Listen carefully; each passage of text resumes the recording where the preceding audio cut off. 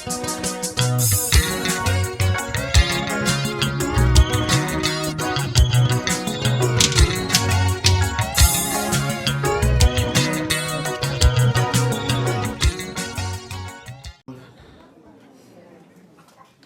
lami ngokuphiliseni ngwakhomede endaweni yakwahlabisa ngaziwa ngegama likaSminofu ndinomculo kaMaskandi.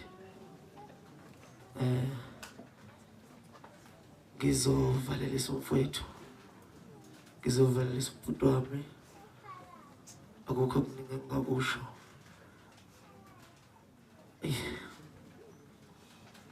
Akukho okuningi engingakusho, phelelwa amagama.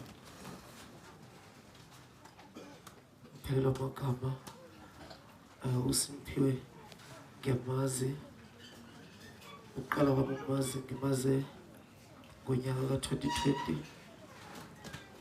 lapho engahlanganiswa khona uSicebi Nkosi Amagcokama, uyena umuntu ongihlanganisa noSimphiwe ngokomsebenzi esiwenzayo kaMaskandi.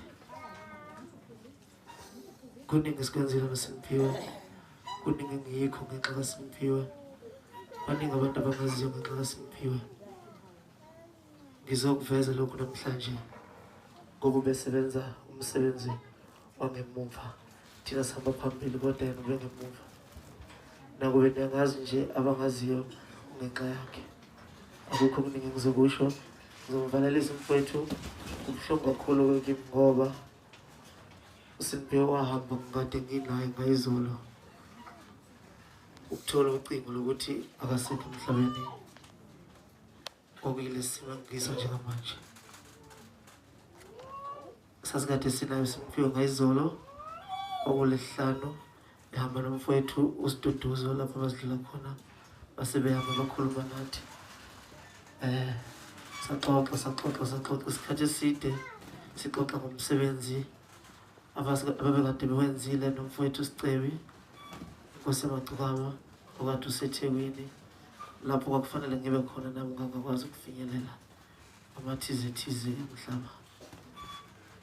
Ngicela nje bafowethu ukududuza umndeni, ngiduduze umakoti uSimphiwe uthanda umndeni wakhe.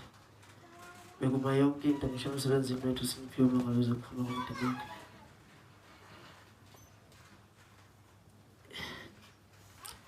Ulale kahle mfowethu, uhambe kahle, ube idlozi elihle emndenini wakho, njengoba ubuwenza usaphila, ubuye yonke into emndenini wakho, ubuhlezi kubeke phambili lokho. Nathi singabafowabo besazi, nathi besimazi. Ngiyabonga kakhulu, ngizobantu kakhulu ngapha. Uhambe kahle Simphiwe.